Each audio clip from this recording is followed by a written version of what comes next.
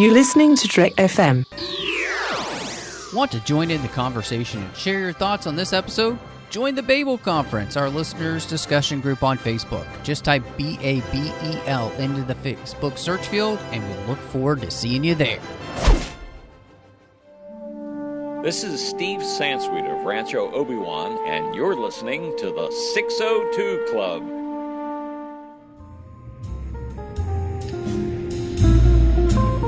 There was a little bar in Mill Valley where all the Starfleet trainees used to go. The 602 Club. You know it. I was there more times than I can remember. Call me Mrs. Whatsit. Mrs. Who? No, Mrs. Whatsit. Mrs. Who is... she's like a billion years older and way more knowledgeable.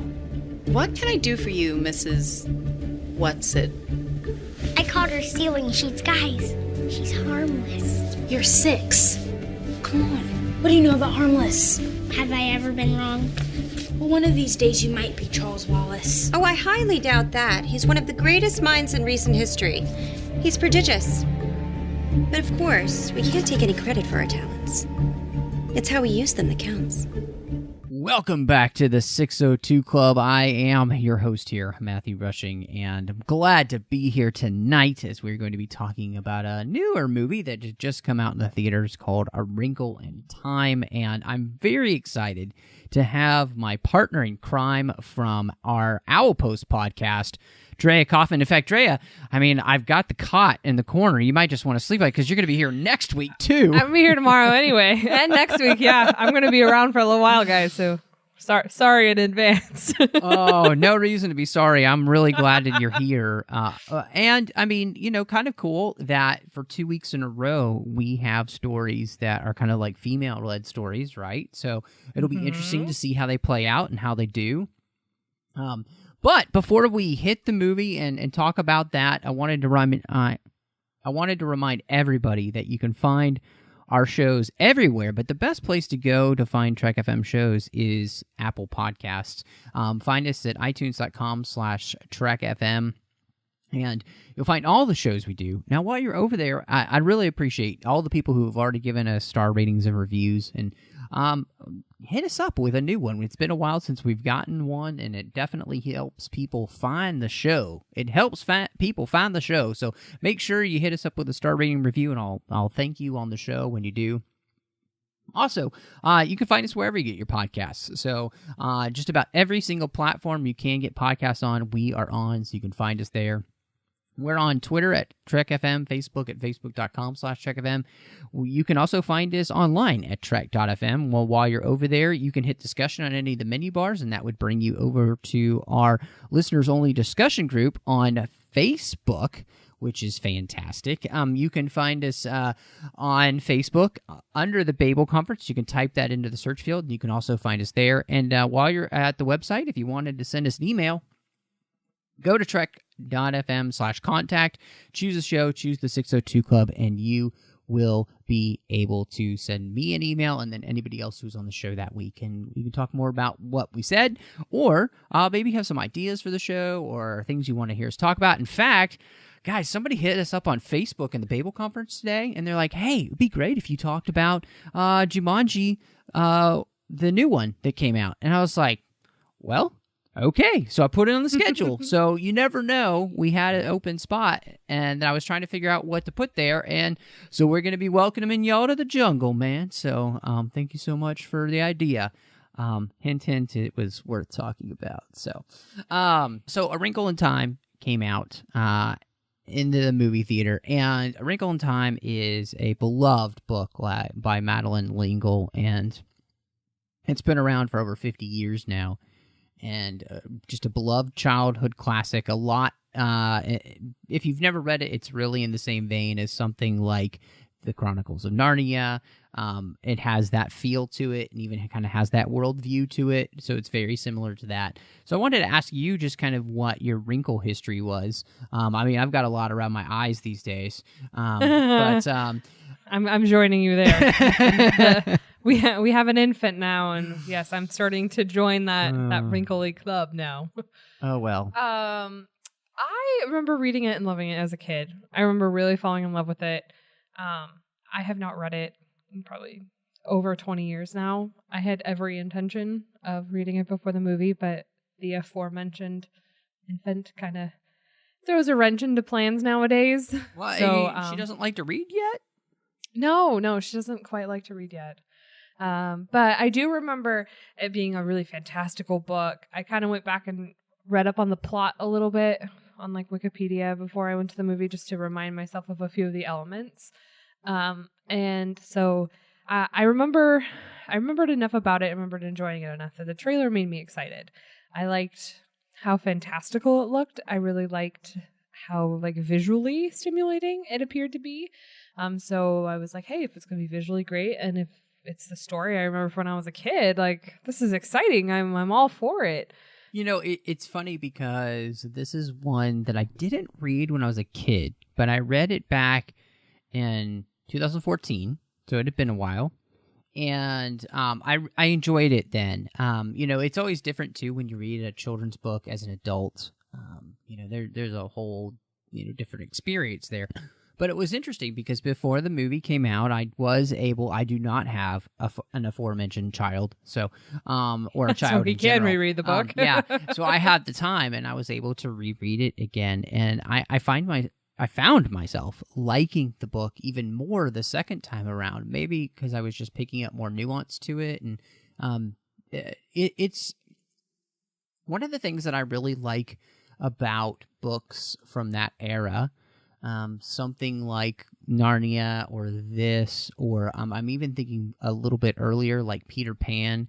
A lot of times those books have a lot of hidden depth to them that a lot of children's books don't have now. It's one of the reasons I think that we both love talking about Harry Potter like we do on Outpost, because there's a lot to talk about.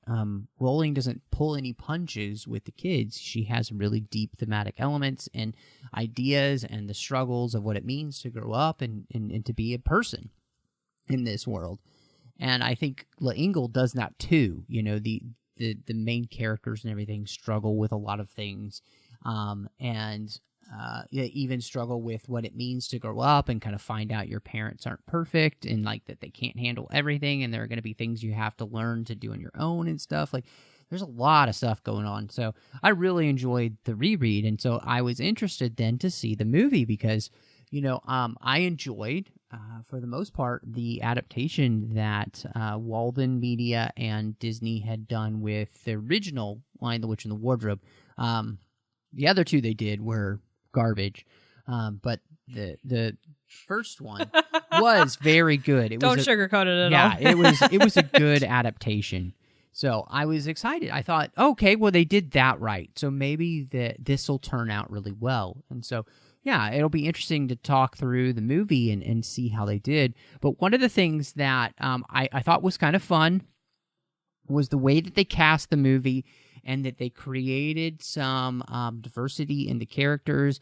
And one of the ways they did that, too, I thought was kind of smart, is because it was never really called on. It's not like made a big deal. It just is, which was great. And so what did you think of the little girl we had playing Meg? Her name's Storm Reed. How did you feel she did in the lead role? Because she has a lot to do. I mean, the entire movie pretty much takes place from her point of view, really. Right. So before I speak about her performance specifically, I want to say that this movie in general, I think it suffered from a few different things. And when I was sort of talking through my feelings for the movie as I left the theater with my husband, we really sort of I had to be very cognizant and break down what didn't work for me and why that didn't work for me. So for me, I think that I was so in love with the diversity in this cast, and I loved the visual component. They had a really balanced group of people. They all worked really well together. I think that some of the characters did better than others. I feel like we had some problems with Stormy and her performance as Meg, solely based on her being a child actor. and solely based on the fact that she's kind of a first-time starring actor and you have a first-time-ish director. And I feel like the director had some learning opportunities and that she could have pulled some more out in some places. I think that part of it, the failure too, was in the writing of this character. I do not recall her being so angry in the book. And maybe that's just a recollection issue. Maybe you can help me out there. I remember her being upset that her dad left, and I remember that was really like sort of altering to her attitude, but I don't remember that it manifesting in this like hating everyone. And I definitely remember the self-hate and the self-doubt aspects to her, because I feel like that's what made her character so relatable to young girls. But I don't remember it being such like a hostile to everybody else sort of attitude. And so that to me was overshadowed the self-doubt. Like we didn't get kind of a self-doubt. We kind of got like an angry, angsty teenager, which I don't recall being the case in the book. So that didn't really like work for me. One of the things that they do in the story is they change the fact that he's been gone only about a year or so in the book. In the movie, he's been gone 4 years. For like 4 years. So I think one of the things is that hurts the story, because you're kind of like, this kid would have gotten over this by this point if it had been 4 years of their life, right? I mean, like, or they would have been in a different place in the mourning process than she was, right? Like she was very much so stuck at that first step of mourning and like the denial and all of that is where she still was living, and it had been so long. And there are definitely people that is true for and that resonates for them, right? Like there's people who it will take them 10 years to get over something like this, but it felt less believable because of how much time had passed. Yeah, and it just didn't fit the story, and I don't know why they really changed that. It seemed to not make sense to me. And again, I do think it hurts. In the book, Meg is somebody who is kind of disgruntled and kind of treats everybody with disdain. Part of that is that the character in the book, too, is legitimately super smart.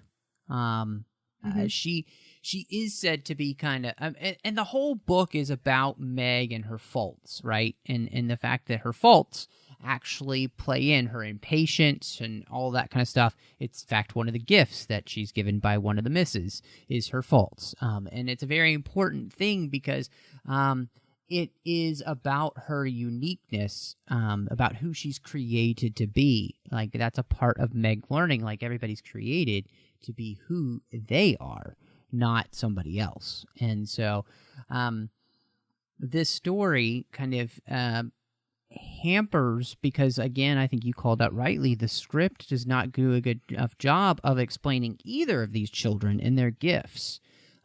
Because any of these children and their gifts, or where they came from. Right, because the character of Charles Wallace really suffers with this as well, because again, the book goes into much more detail about how he is a very special little boy. In fact, he's not even in school at all yet. He's too young for school. So he's about probably 4, almost 5. Yeah, he's not quite 5, or if he's 5, he's a very young 5. Right. He's had missed the kindergarten cutoff. Yep. So, and that makes, again, in the book, that makes much more sense, and yet he's this intellect beyond intellects. And so, again, you get this feeling like this whole family is full of these very, very smart people. And I also think in the book, I remember they really paint out Calvin's character a lot better in the beginning. You end up with sort of this explanation of who he is, and you get a little more perspective on him and his life at the beginning, so you get kind of a character development, and not just this random character who's like dropped in and he's like, I'm just here because... Like, literally, because that was his reason for being there. Because you look cute. And then there's this... Oh, yeah, don't even get me started on that yet. But it's just like there isn't a good character development. You don't quite care about them yet, but you kind of do. But you definitely, like... by the way, I would see the actor who plays Charles Wallace in anything else that he's ever in, because in this Dark Drab, he was him and Reese Witherspoon were the 2 standout characters for me. I would go see them again in a heartbeat. But there was just so much that didn't make sense about her character and didn't feel like it was believable, and it didn't feel like it was really pulled out of her the way maybe a more seasoned director could have done. In a like, okay, so let's play around with this. Okay, that's good. You're saying the right things, but we're not really seeing them in the body language. So let's try this again. Let's make it a little more over the top, because then it'll come across as real, you know.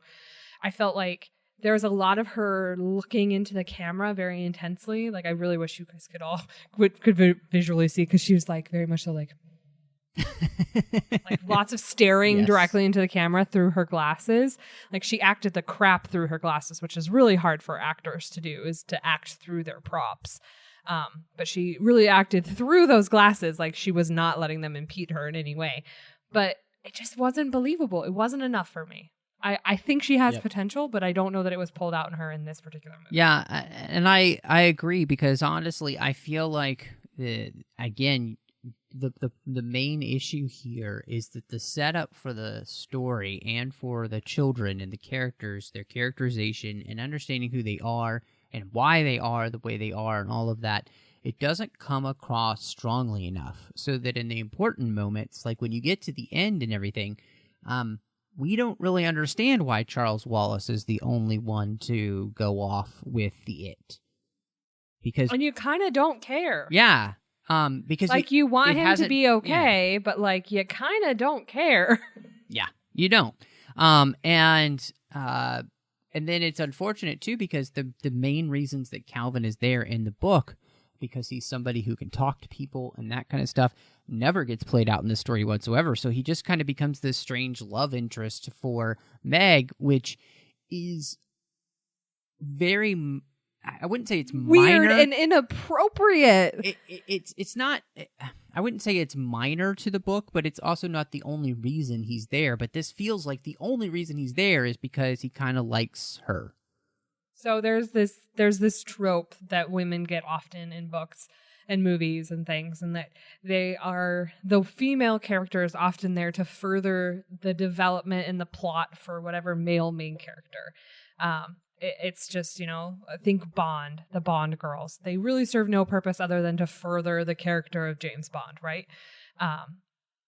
It almost felt like a turn play on that, and that Calvin's character was only there to further Meg's character, which doesn't make him a valued character. Right. Like, you don't care about him, you aren't really vested in him, and because they're such young kids, you're also not really vested in their relationship either, because it's weird and creepy and kind of gross. Yeah, you're like, they're 14, so okay. And you don't even know how old they are. Right. They could be 12 for all you know. Like, they're very young. Like, you don't know how old they are. You're never given any context into like what grade they're in or anything like that. So, and they both look very young for their age. So in the book, I want to say you're right, they're like 14, but in the movie, they look like they could be 12. Yeah. Like, they look like they could be at the start of middle school. And there's just these weird moments between them where they're building this sexual chemistry, and they're like really close together, and there's like these close-ups of them like staring at each other. And they picked a male kid with like super sensual lips that he always sort of purses out. And you're like, okay, can we stop? Yeah. And then even at the end, they hug, and you're like, this is still just kind of creepy and ugh. And then the dad's watching. I don't know. It just I think I'm summing it up well there. Yeah. Ugh. Yeah. Title of the show. Ew. Ew. Ew. But he was not there as his character.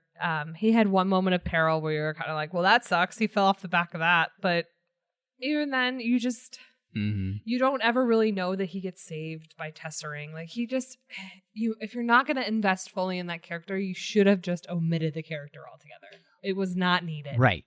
Well, and again, in many ways, they did excise the part of the book that has to do with his character and the reason he's there.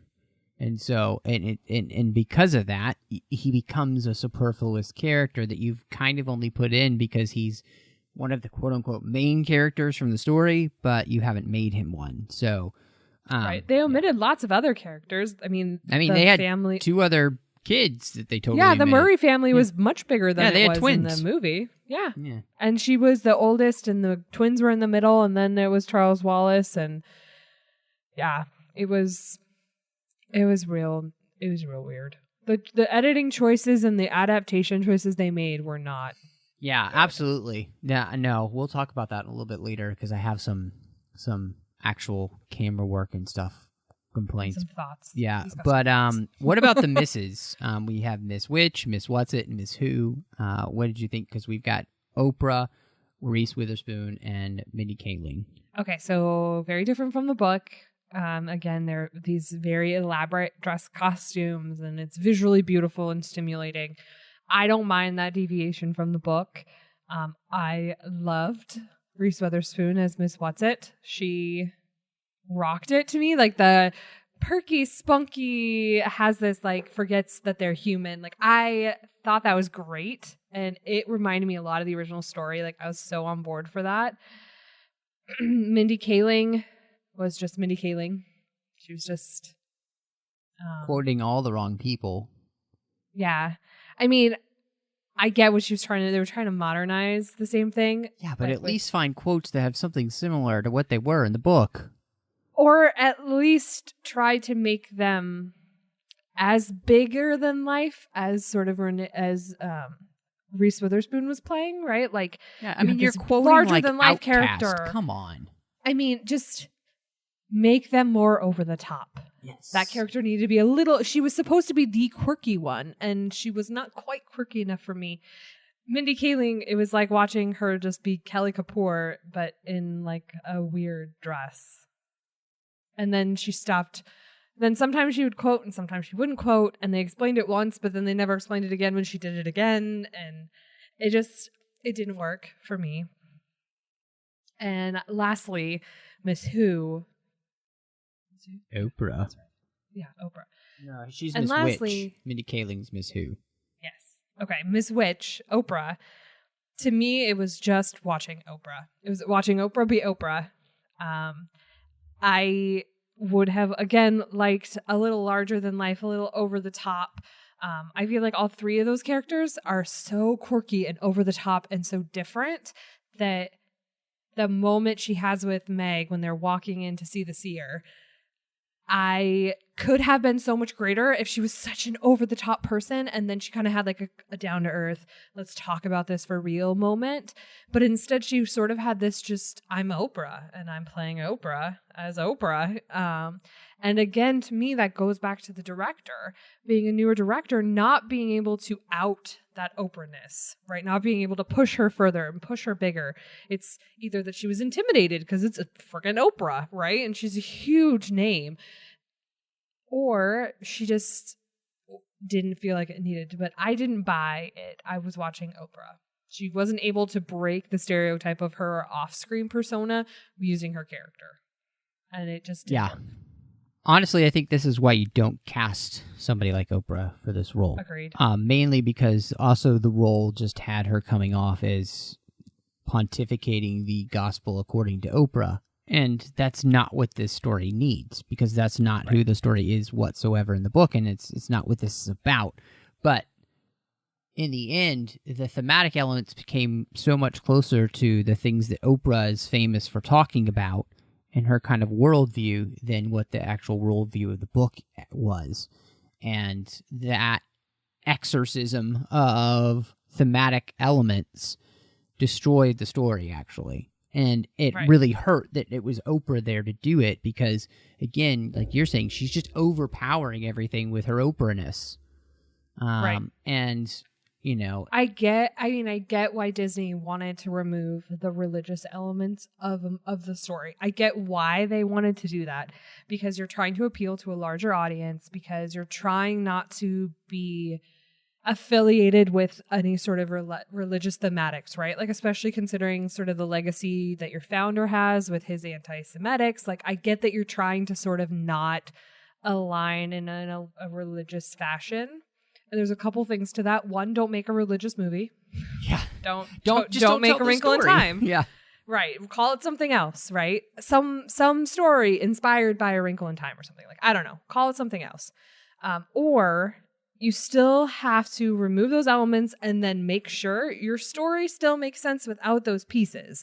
Mm-hmm. And by doing that and then replacing those pieces with a well-known character who sort of has her own life philosophy and her own sort of dogma, if you will, you've not religiously affiliated yourself, but you've still sort of added a focus. You've added, like you were saying, a gospel of sorts to it that's just not religiously based. And it just didn't, It's not the same. It didn't work quite the same, especially considering that not everyone knows what Oprah is like.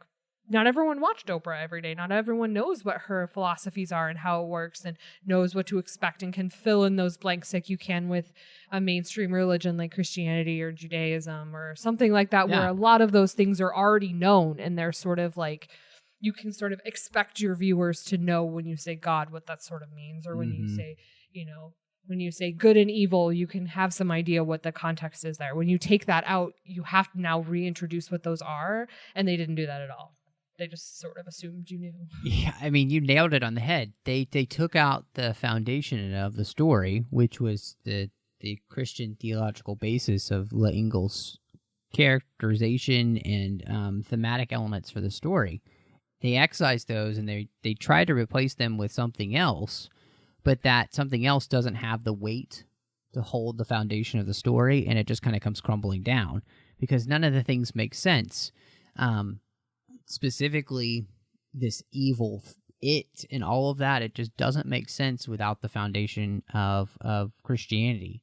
And like you said, too, you can tell a story with the themes that they have in this movie, but you can't call it A Wrinkle in Time. It's a disservice to a 50-year-old book that's beloved by millions of people around the world.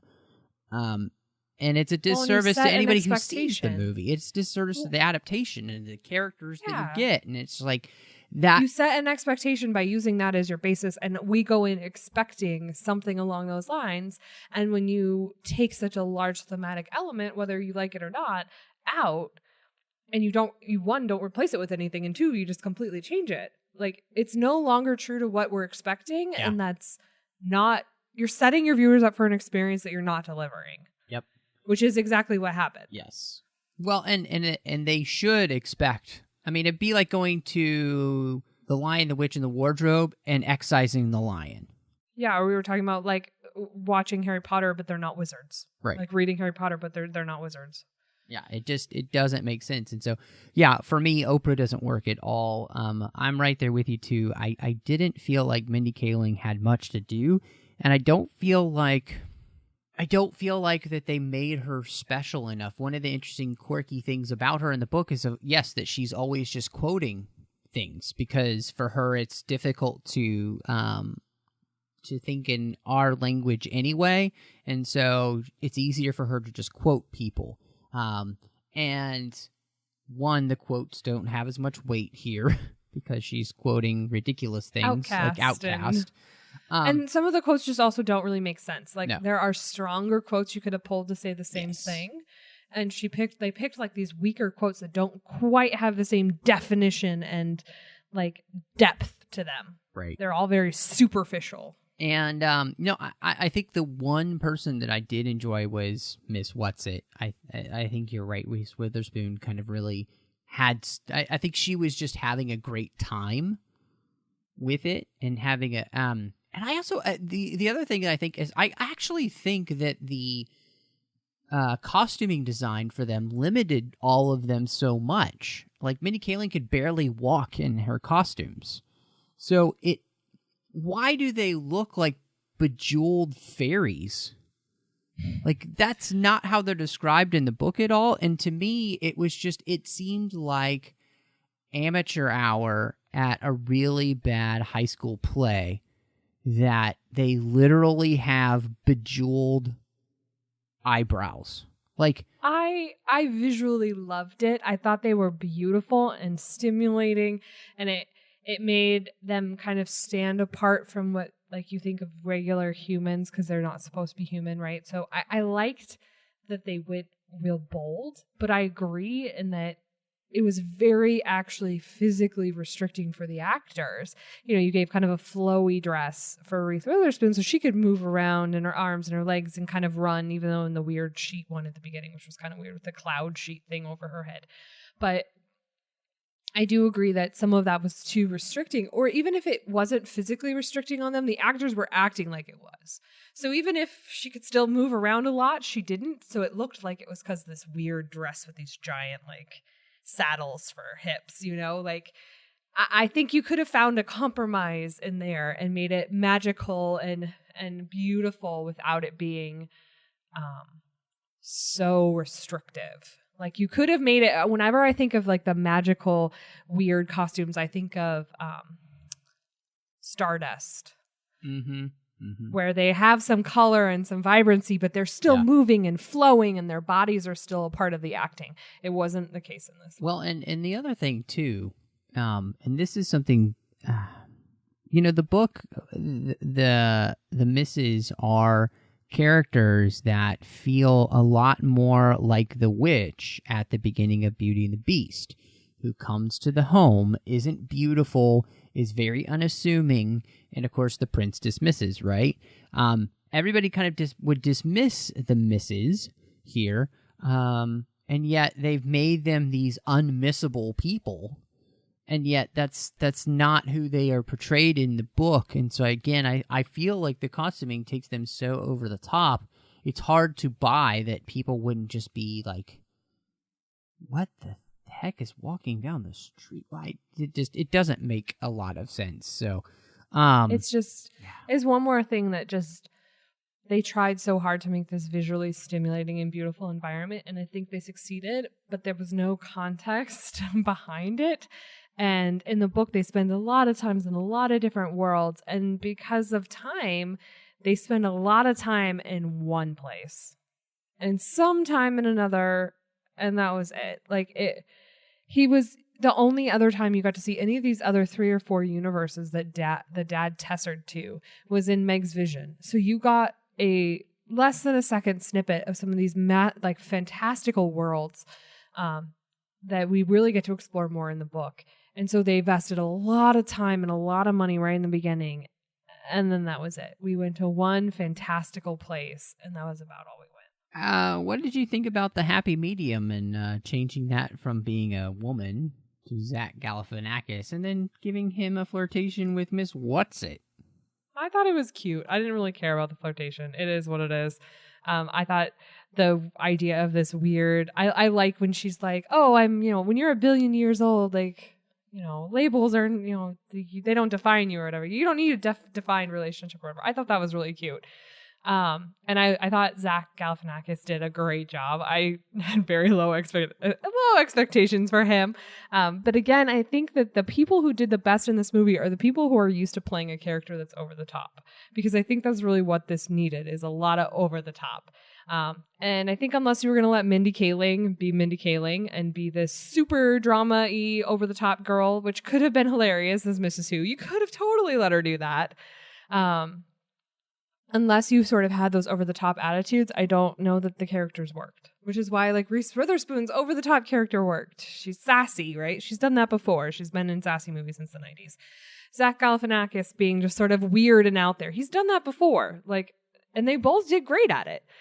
So I liked him as the seer. I liked he was able to evoke some emotion. I think that was probably the only time in the movie, the scene with him and Meg and their sort of connection. I think that was the only time that I was actually sort of invested in this movie and really sort of drawn in and was like, oh, okay, there's potential. And then we leave him and we don't have anything else. And I was like, no, come back.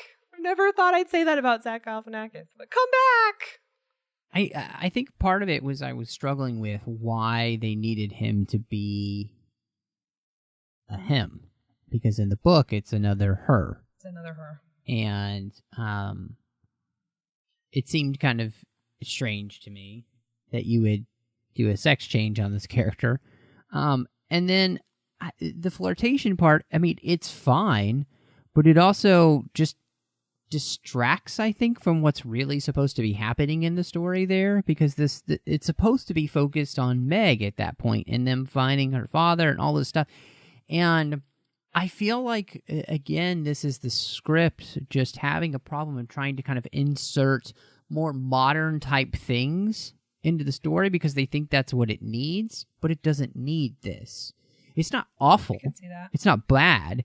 It just doesn't need it. And it kind of is distracting from what really is important. Like you said, the moment where Meg is kind of struggling to kind of find her balance, find her medium, and, you know, they have the moment. And I think that is nice. But it has less weight to it because they kind of spent so much time at the beginning of these scenes, like him flirting with, you know, Reese Witherspoon's Miss What's-It, and them kind of going back and forth. And that's not the focus of this scene. But, you know, we spend at least a good 2 minutes having some back and forth with them and all this stuff. I guess I didn't find that part as distracting as the good, solid 2 to 3 minutes we spent on everyone trying to get their balance. Yes. Like, yes. Nothing in this movie was paced appropriately. No. It didn't have a good pacing. They didn't know when to shorten things and lengthen others. And I mean, watching them all stumble on these weighted blocks, you could have done that in like 15 seconds. You could have done that in 15, 20 seconds, would have had the same impact, but instead we had to spend a good solid 2 to 3 minutes watching them all struggle and then them try to get their balance. And then it was like it wasn't over the top enough to be comical, but it was too long to be an aside. And the pacing was just off. I guess for me, the flirting, well, first of all, I didn't even remember that the seer was supposed to be a woman. So for me, I didn't even know that, like, that didn't even occur to me. Probably the joys of not having read the book, again, more recently. But for me, I think just he did such a great job that I was just happy for a breath of fresh air. Like, I was just happy that was he was good at that role and that we had a good scene there. And it was one of those things where I feel like at that point I'd pretty much just written off the movie. And I was like, well, I'm going to find the enjoyable parts of this that I can and enjoy them, because there's going to be lots that I don't enjoy. And there's so much of it that I'm not a fan of. So I think for me, I was just kind of happy to have something that was enjoyable. And I was expecting it to be terrible. I went in going, this is going to be bad.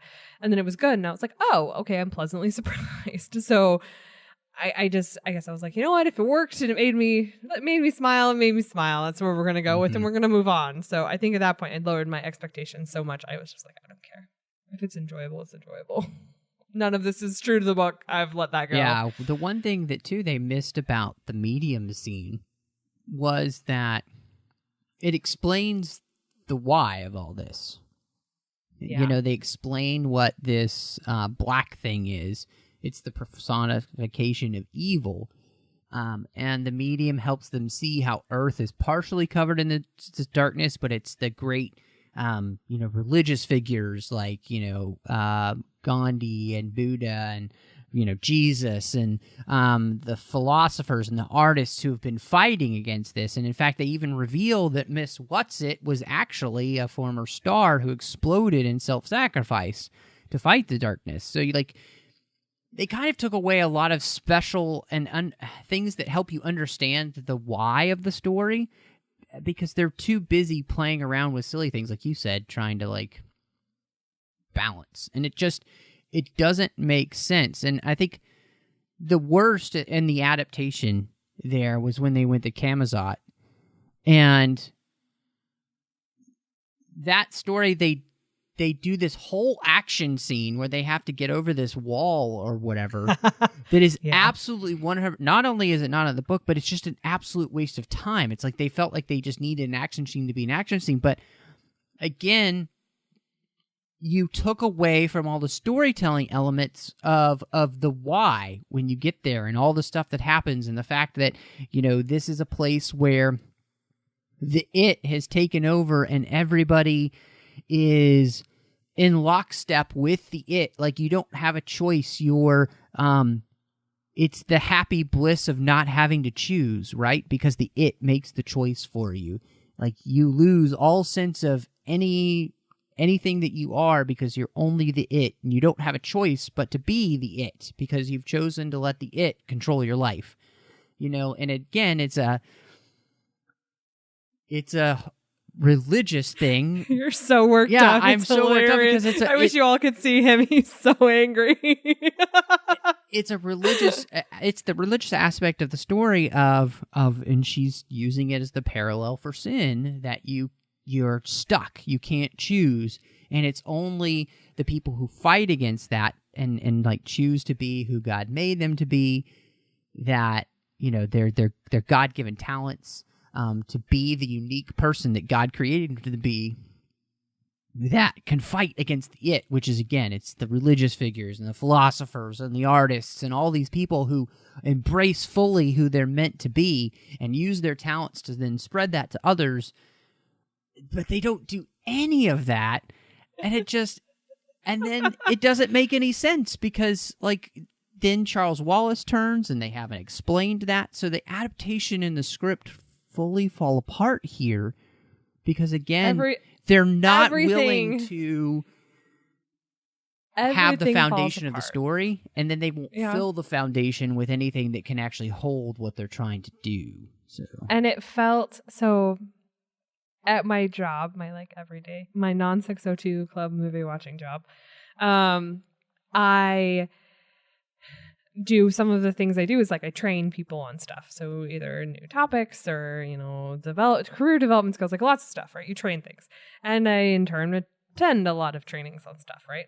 And there's this thing that trainers do when they're unprepared, and that they'll be talking about a topic. And then you do this. And this is an aside. And you need to know this. They'll just throw it in. I feel like this movie did that. A lot. And by the way, you're really smart, and we're going to give you an opportunity to show how physics works in your mind. Except for you really don't know how physics works, because that wasn't actually physics. And, he's just going to look at you with this weird, you're so smart. It's just weird. They kept throwing these things in there because they realized they hadn't told you it yet.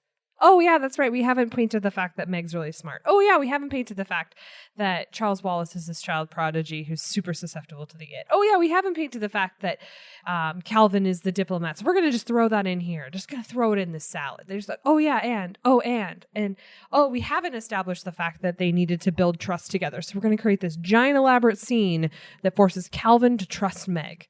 Oh, yeah, and that's exactly what the end of this movie was. It was we never told them this. We never told them this.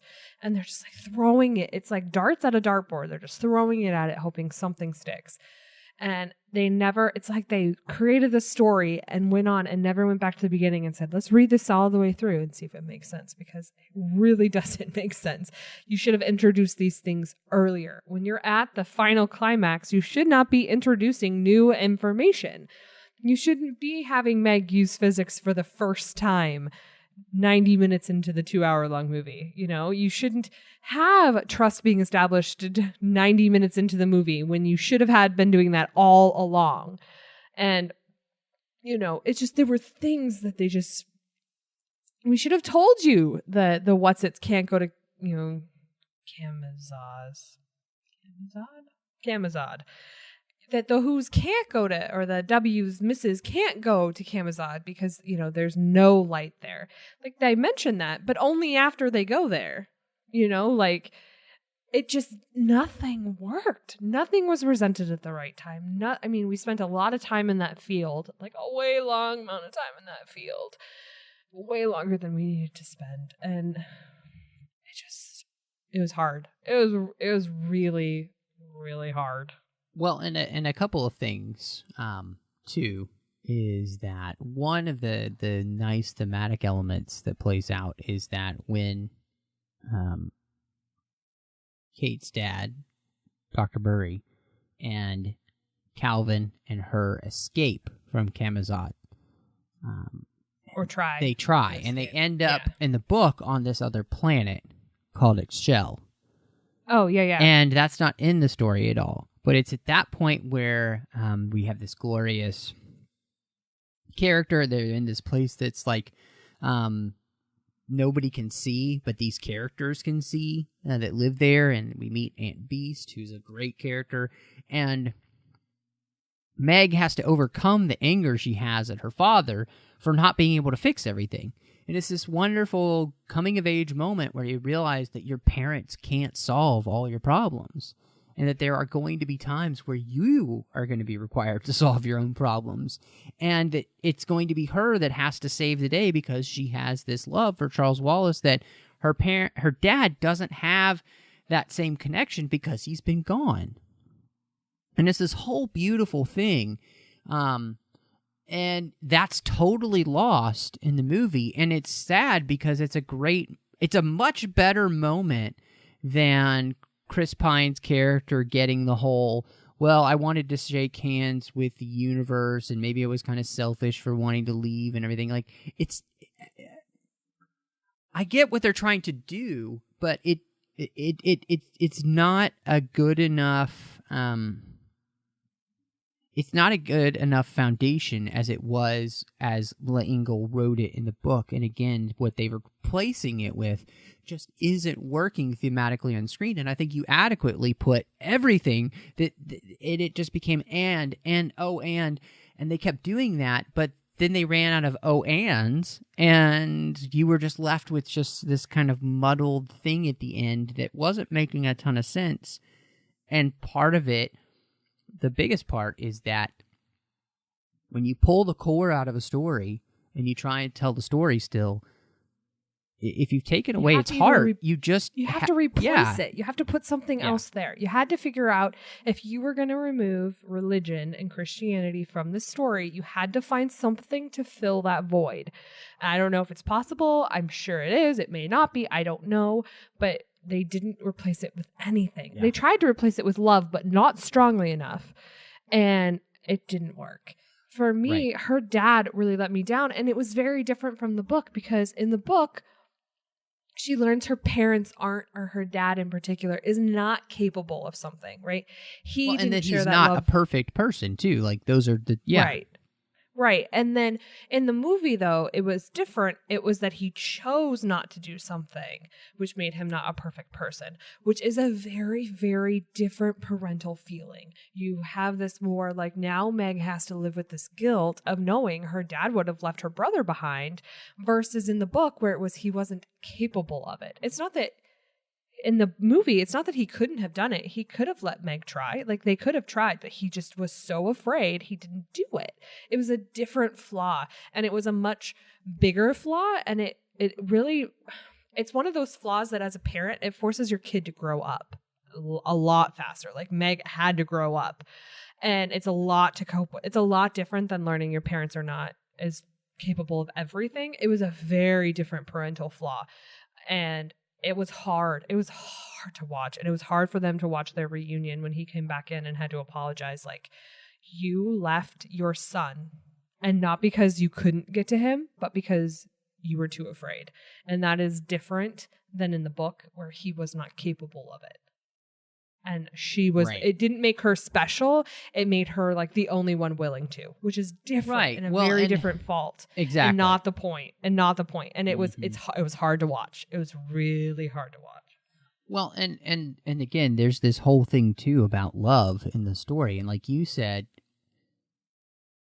can you excise the heart of a story, especially something as big as, basically taking Christianity out of something, and can you find something to replace it with?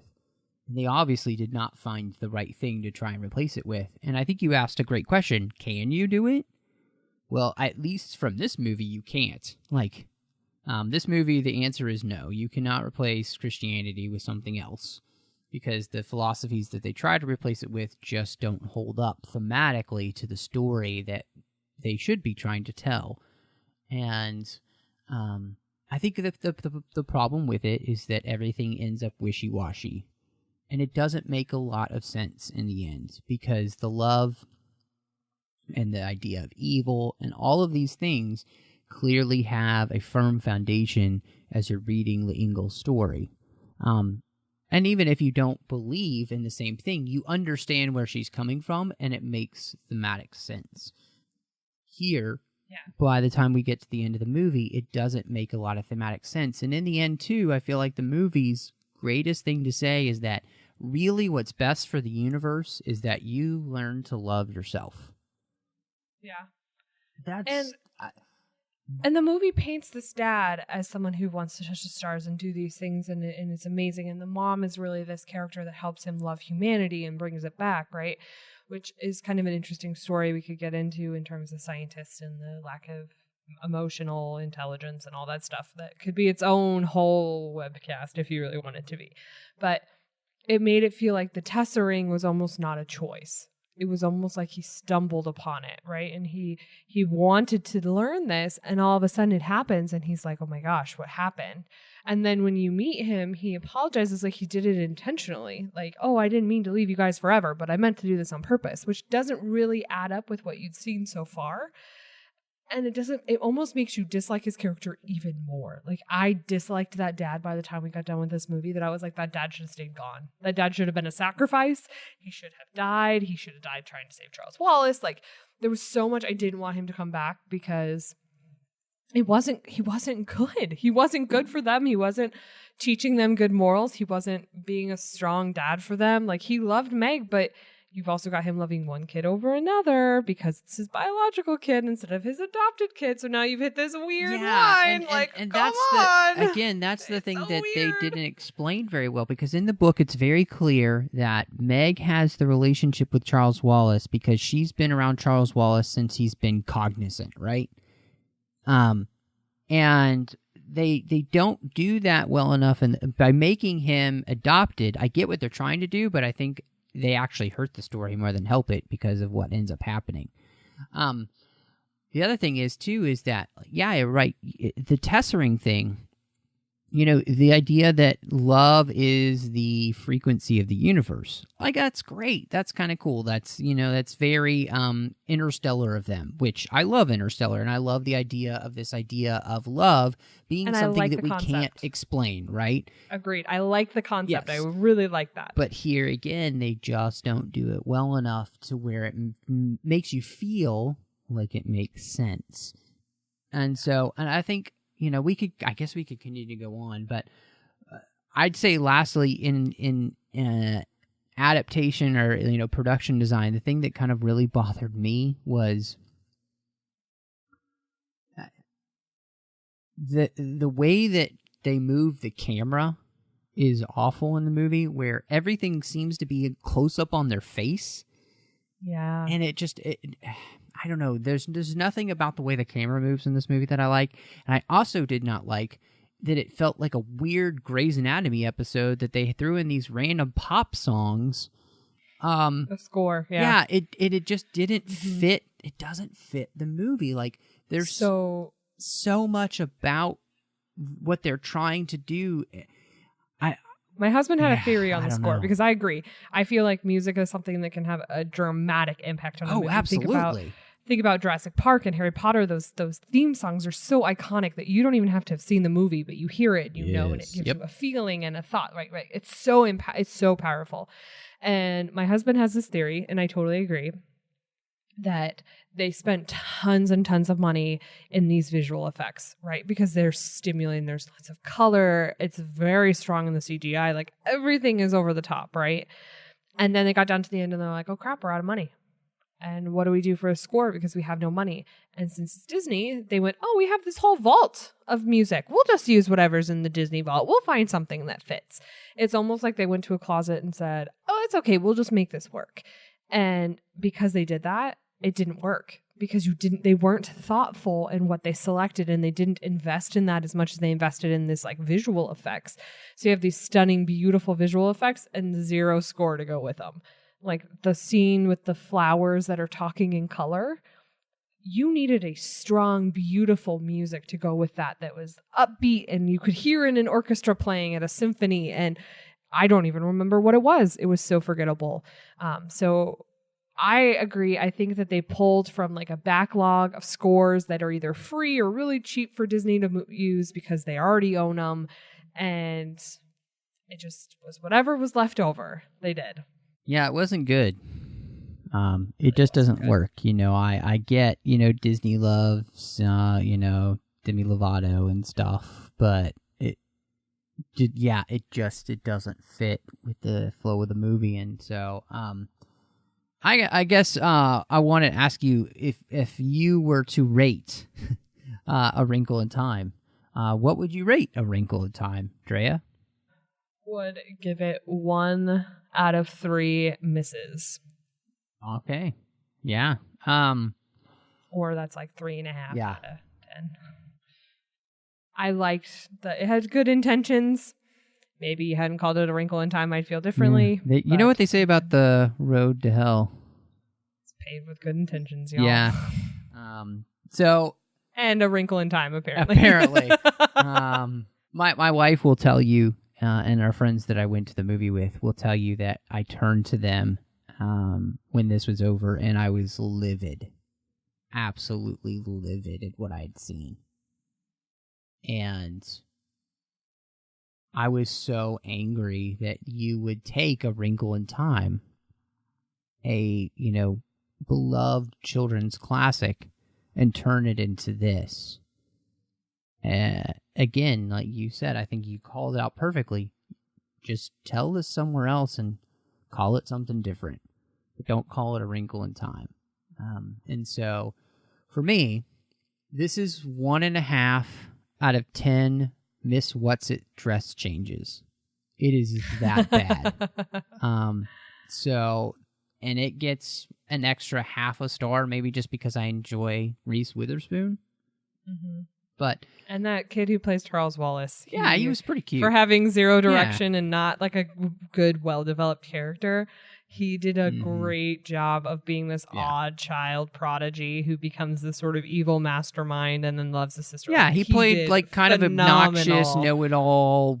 I don't know how to deal with the fact that I know more than everybody. Loves his sister endlessly. Like, I totally bought the love from Charles Wallace to Meg. Like, that direction, I think he did a phenomenal job. Like, he did awesome. I want to see what he does next because he's great. Yeah. Maybe that's where my stars come from, is him and Reese Witherspoon. I would totally go, I would watch a movie with the two of them any day. Yeah. Put it on Lifetime. I don't know. So yeah, definitely, it was frustrating. And one of the things that was an interesting thing for Drea and I to have to do here, I think, is we tried to be as constructive as possible with every thing that we said that we had a criticism of, and to say why it doesn't work for us and what you should try to do to fix it. But I do feel like that this movie is kind of unfixable unless you just want to go with what was on the page thematically. Otherwise, I just don't think you should have told the story. So, but very excited. I want to believe. Yeah, for me, I want to believe there was something you could have done. If you wanted to remove religion, I feel like with a stronger script, you could have woven that love theme in a little bit stronger. It might have been different than the book, and maybe that's where we should have called it something else, or it's a story inspired by The Wrinkle in Time. We have lots of movies like that. I want to believe they could have done better at this, but I just feel like it was so many first time or not well guided decision makers along the way that I think we just had one impediment after another. And I think all of that together, just the second we started the movie and he's talking to her and we start the next scene of her waking up during the storm, repeating the exact words we had just heard, I was like, uh-oh, we're in for it. Like, yikes. So I want to believe it could have been great. I feel like give it 10 years and someone will remake it again and maybe they'll do a better job. I don't know. But I had faith it could have been done and they just didn't do it. They didn't even come close. So, well, and yikes. And I would say, again, you had the wherewithal to do Narnia and to do it right, for the most part. There's nothing wrong with telling this story, and just sticking by it, It's and the story itself, if you've read the book, is a little bit open-minded, because when she's calling out religious figures, she doesn't just call out Jesus, right? So, well, and she got on a real life page. So the author used to also write for one of the evangelical groups, like for their newsletters and their content and stuff. And she got a lot of flack and a lot of pushback for this book because it's not sort of a mainstream Christian view, and it's not this like exact defined destiny that the church always had supported. So it was a religious book for sure because, you know, she's a religious author, but it was definitely more of a new age approach to it, especially when you're talking it was the 60s. It was definitely a new way of thinking about it. So, you know, you could have played with that a little bit. You could have still talked about the themes without calling them God or directly calling them out. So there was things you could have done, but they didn't. Disney just failed on this one, and that does not happen often. Disney does not often make complete failures. So I'm curious. I'm a little hesitant, only because Disney doesn't fail often, right? We kind of just covered that, but you have such a diverse cast, and you have a female of color director, and I'm a female of color lead. And, you know, I worry that no one will take a chance again. And I don't want to see that because I still think they have so much to offer. And I don't think that it was any one person's fault, right? This didn't happen because one person ruined everything. So I feel like I'm nervous whether we're still going to see this sort of diversity going forward, or if a large studio like Disney is just going to be like, well, we tried that once in A Wrinkle in Time and it didn't work. So I really, really don't want that to be the case.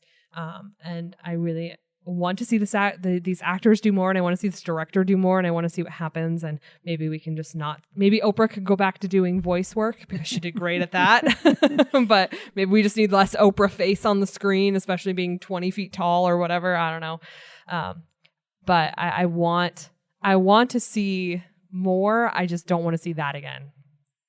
Yeah, look, I don't think any of that was the problem. Ava no, I agree. Directed Selma, and Selma's amazing. Yeah. You know, so I don't think any of those things are an issue. Any of the choices they made for the cast and what, you know, color they were, that is absolutely has nothing to do with this. It has to do with the script and the choices made with the production. And so, and part of that is the director.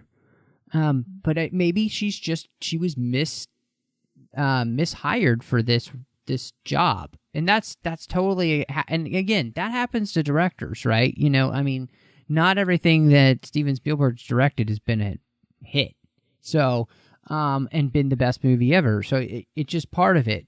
So no, this has nothing to do with a person's ethnicity or anything like that. It just has to do with the job that they did in the movie that they made. And sometimes you have a hit and sometimes you don't. This one just doesn't work.